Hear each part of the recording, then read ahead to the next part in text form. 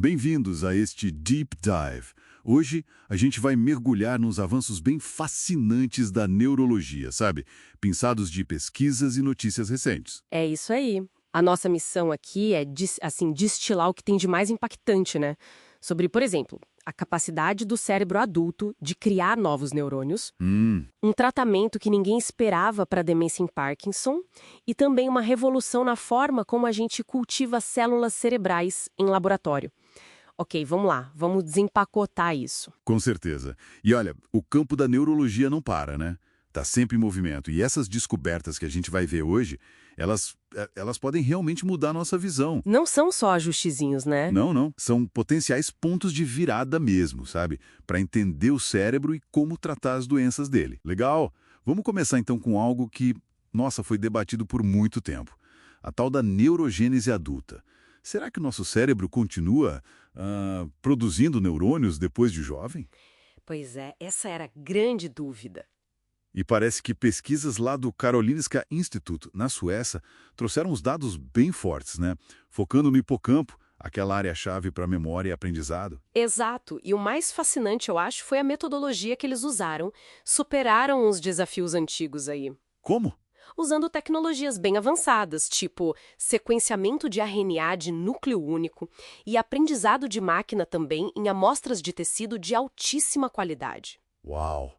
E com isso, eles conseguiram de fato identificar células-tronco e precursoras neurais, que são as que dão origem aos novos neurônios, né, em cérebros de adultos. E olha, até 78 anos. 78? Caramba! É claro que a quantidade é menor que em crianças, né? Isso a gente já esperava. Mas a presença delas, isso é inegável. Nossa, isso realmente vira o jogo sobre aquela ideia antiga, né?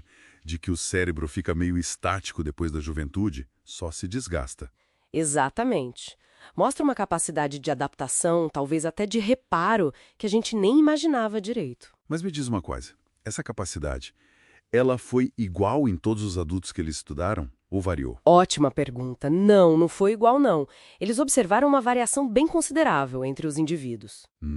E isso, claro, abre um monte de perguntas, né? Tipo, o que será que influencia essa capacidade? Será que é o estilo de vida, genética, o ambiente onde a pessoa vive? E se isso tem a ver com aquela resiliência cognitiva que a gente vê em algumas pessoas mais velhas? Exatamente. Pode ser uma pista importante para futuras terapias regenerativas, sabe? Talvez para o Alzheimer ou para outros tipos de perda de memória. Faz sentido. Agora, mudando de assunto, mas ainda nessa linha de surpresas. Um remédio para tosse. O Ambroxol. Quem diria, né? Pois é. Sendo testado para tratar demência na doença de Parkinson, a DDP, que é quando os problemas cognitivos se somam aos motores, né? Isso, uma complicação bem séria da doença. Parece coisa de filme, mas o pessoal lá do Lawson Research Institute, no Canadá, levou isso super a sério no ensaio clínico. Sim, levaram. A DDP é um quadro bem difícil, né? Com perda de memória, às vezes alucinações, confusão. Terrível. E a ideia é que o Ambroxol atua numa enzima específica, a GCase. Essa enzima é tipo uma faxineira dentro das células. Se ela não funciona direito, acumula lixo celular, sabe? E isso danifica os neurônios. Entendi a lógica. Então, eles fizeram um estudo de 12 meses. E a primeira coisa boa foi que o Ambroxol se mostrou seguro e foi bem tolerado pelos pacientes. Ok, seguro é o primeiro passo. Mas e os resultados? Funcionou para alguma coisa? Olha, os resultados são bem promissores, sim. No grupo que tomou Ambroxol, os sintomas psiquiátricos, tipo alucinações, ficaram estáveis. Já no grupo placebo, eles pioraram. Interessante. E tem mais. Pacientes que tinham umas variantes genéticas específicas, num gene chamado GBA1, mostraram até melhora cognitiva. Isso aponta para uma coisa de medicina personalizada, talvez, né? Com certeza. E o que eu achei talvez o mais animador. Tinha um marcador no sangue, o GFAP, que basicamente indica estresse ou dano nas células de suporte do cérebro, sabe? Sei. Esse marcador aumentou no grupo placebo, o que é esperado na progressão da doença. Mas no grupo Ambroxol, ele ficou estável. Peraí, então isso não é só aliviar sintoma. Pode ser que esteja protegendo o cérebro de verdade. Exatamente essa sugestão. Sugere um efeito neuroprotetor que talvez possa modificar o curso da doença. É fascinante pensar que um remédio comum para tosse possa ter um alvo tão específico e relevante para uma doença neurodegenerativa como essa. Muito louco. E falando em avanços que parecem sair da ficção científica, cultivar centenas de tipos de neurônios em laboratório. Cientistas lá da ETH Zurich, na Suíça, Ah, isso é incrível. conseguiram gerar mais de 400 tipos diferentes a partir de células-tronco. Antes eram dezenas, né? É um salto gigantesco. É uma conquista e tanto, realmente. Eles usaram aquelas células-tronco pluripotentes induzidas, sabe?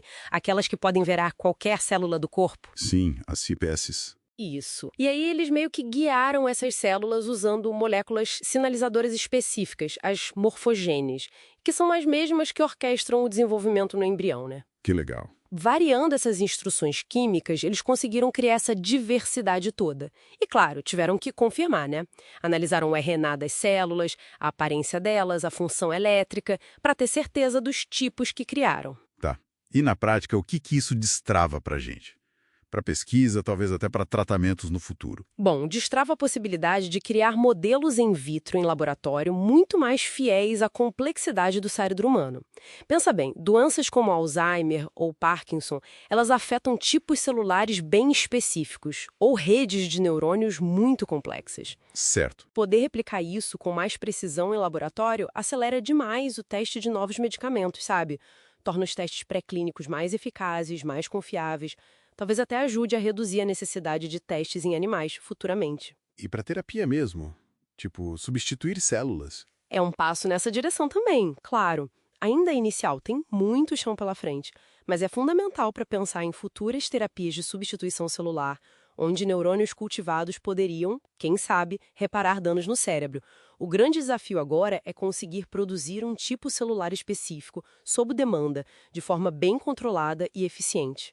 Entendi. Bom, então, resumindo o que a gente viu hoje, temos evidências fortes de que o cérebro adulto pode sim criar novos neurônios, lá no hipocampo.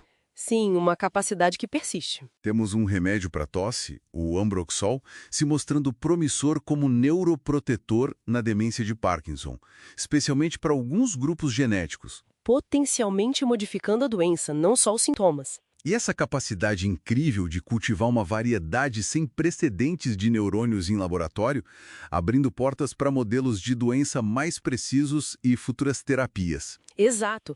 Se a gente conecta esses pontos, dá para ver uma tendência clara, né?